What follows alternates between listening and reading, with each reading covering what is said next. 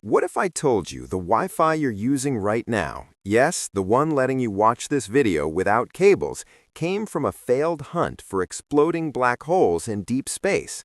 Not from Silicon Valley geniuses, but from an Australian scientist chasing tiny cosmic explosions predicted by Stephen Hawking.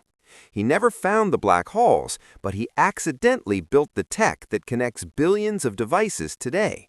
This isn't hype, it's one of the wildest true stories in science. Hit play, because you're about to see how space astronomy changed your everyday life forever. Welcome back to the channel. I'm Salma, and today, the scientist who accidentally created Wi-Fi. Let's dive deep. Picture the 1970s. Star Wars is blowing minds, Voyager probes are launching, and physicists are obsessed with black holes. In 1974, Stephen Hawking drops a bombshell theory. Black holes aren't eternal prisons.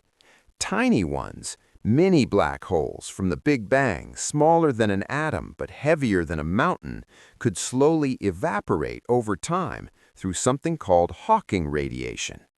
As they shrink, they'd release a final burst of energy, including faint radio waves, like a tiny cosmic firework exploding in silence. Scientists worldwide got excited. If we could detect those radio pulses, it'd prove Hawking right and rewrite our understanding of the universe. One man who took this seriously was Dr. John O'Sullivan, an Australian electrical engineer and physicist. Born in 1947, John grew up loving radios and electronics. He earned his PhD in the 1970s, even working at the famous Dwingelo Radio Observatory in the Netherlands. His big challenge? Those black hole signals would be insanely weak, buried in cosmic noise from stars, galaxies, everything. Plus, radio waves from space get distorted traveling millions of light years. They arrive jumbled, echoed, out of sync. John needed math and tech to clean them up. He turned to something called fast Fourier transforms, FFT, a clever way to break signals into frequencies and rebuild them cleanly. Think of it like tuning a blurry photo. The math sharpens the image by sorting waves that arrive messed up. John and teams developed custom processors and algorithms for this. They listened with giant radio telescopes, but after years of trying, no exploding mini black holes. The signals were too faint, or maybe those mini black holes don't behave exactly as predicted. The project was a scientific failure, or so it seemed. Fast forward to 1983. John returns to Australia and joins CSIRO, the Commonwealth Scientific and Industrial Research Organization, Australia's powerhouse science agency. Think they're NASA plus NIST combined. He's building receivers for the new Australia telescope. By 1990, CSIRO wants to commercialize radio expertise. Computers are booming, but wires limit them. Offices dream of wireless networks, no more tripping over cables. Early wireless tech existed, like WaveLAN, but it was slow and unreliable indoors. Why? Radio waves bounce off walls, desks, people, like echoes in a bathroom. This multipath interference scrambles signals. One bit arrives direct, another reflects in delays, causing overlap and errors. Old methods slow data to avoid this, capping speeds. John's boss asks, "Can we make fast, reliable wireless LAN, local area network, at 100 megabits per second, matching wired Ethernet?" John thinks, this is exactly like black hole signals, weak, echoed, noisy. He grabs his old FFT math. He assembles a dream team. Dr. Terry Percival, principal research scientist, expert in systems. Mr. Diet Ostry, mathematician, physicist for algorithms. Mr. Graham Daniels, design engineer for hardware. And Mr. John Dean, systems analyst. Together, in their Marsfield, Sydney lab, they crack it. The breakthrough. Instead of one big radio wave prone to total wipeout from echoes, send data as many tiny parallel waves on different frequencies. Each carries a piece of data. These subcarriers are spaced so they don't interfere, orthogonal. This is orthogonal frequency division multiplexing, OFDM.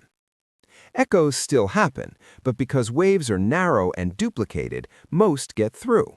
Then use FFT to reassemble, sort arrivals, fix timing, correct errors with coding and interleaving, scrambling data so one lost chunk doesn't ruin everything.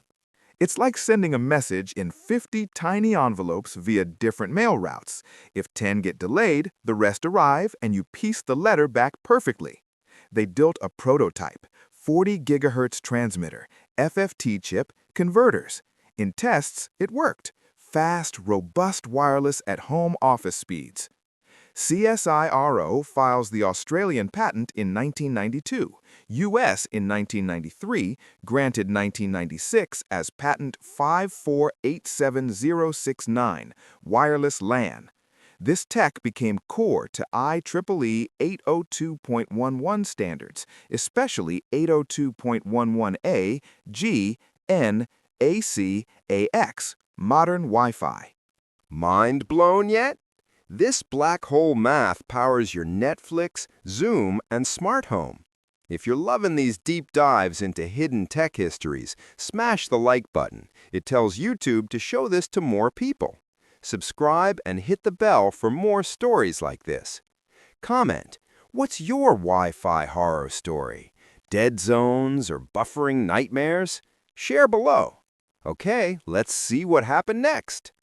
The tech hits the market in the late 90s. Wi-Fi explodes. Cafes, homes, airports. But big companies like Intel, Microsoft, Apple, Dell, HP, Netgear use it without paying royalties. CSIRO says, hey, that's our patent. What follows is epic. David versus Goliath lawsuits starting 2005. Companies sue CSIRO to invalidate the patent. CSIRO fights back in U.S. courts. It's tough. Defenses claim OFDM ideas existed since 1950s, interleaving from 1960s. But CSIRO argues their combo, OFDM plus error correction plus interleaving tailored for high-speed indoor multipath, was unique and game-changing. Wins pile up. 2007 victory against Buffalo Tech, then settlements. By 2012, CSIRO pockets over $430 million total. Some reports say $220 million in one round alone from AT&T, Verizon, T-Mobile, etc. That money funds more Australian science. No personal billions for John, but CSIRO gets a huge boost. John stays humble. In interviews, he credits the team and says it was wonderful coincidence the black hole math fit perfectly. He wins awards, 2009 Prime Minister's Prize for Science, CSIRO Chairman's Medal, even European Inventor Award. He later works on the Square Kilometre Telescope Array, back to space. Wi-Fi name, from hi-fi, high fidelity, not wireless fidelity, a marketing trick.